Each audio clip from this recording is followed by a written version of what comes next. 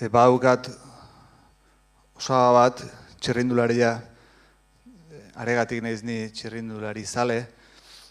Igandetan joaten da ibilaldi eta lasterketetara, eta ibilaldi bakoitza egiten dunean jasotzen du olako zigilu bat, olako marka bat, eta gero kopuru bat egiten dunean, olako domina bat, edo oroigarri bat, edo bialtzen diote etxera.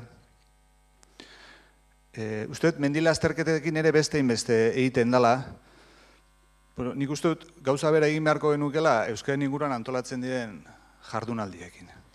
Ze desente diala esango nuke, Euskal Herrian euskarazek antolatu izan du, klusterrak ere antolatzen ditu, sindikatuek, talde politikoek, UEU, EHU, mordozka bat dira. Gaina udaltopen parte hartzeak nik uste doble balio beharko lukela, 2 egunekoa delako, entzun edor ziurtageria jasoko dezuela, noizbait egiten deun hola, urteko 10 jardunaldietan parte hartzeagatik, holako, ez dakit igual etxean jartzeko kuadro txiki bat, diploma bat, ze jardunaldietara etortzea bada nekeza, baina baita bada plazerra ere, ez? Niretzako bai behintzat, ez? Goizeko 8:30 kafes nehar bat hartuta, eseri hor lasai eta, venga, botaiak, zer da kak esateko. Horreneko hitzaldia, normalean importantena izaten da gero juten da, hola, pixkanaka. Zeiten eskerrak 11-etakoa, edo atxeren aldia, ez? Garai batean tortilla pintxua eta txaka pintxuak, listo. Gaur egun sofistikatuagoa da dena, ez?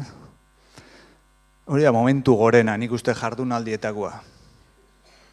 Besteak beste, uste dut, badola ligoteo puntu bat ere, ez? Ze sakona zure hitzartzea, lehenengo galdera horren, ondoren edo, nola utzi duzun dinamika, ekarpen hori egitean. Edo esaten dugunean, pasako diazu, kafea, mesedez.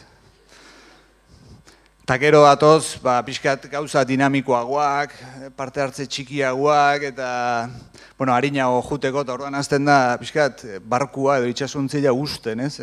Pixkanak nik junin behar dut, nik bestia, eta gero dator bukaera, ez? Eta hemen ator ni. Lehen gurtian dekalogo bat ekarri nuen, irutzi zitzelako zerbait ekarriko nuela, hitzartze hori egin nuenean. Eta esan nuen kantu batekin, akaso itzuliko nintzela ona, nator kantu batekin, show batekin natorrela esango nuke. Hasi eila festa, eskerrik asko.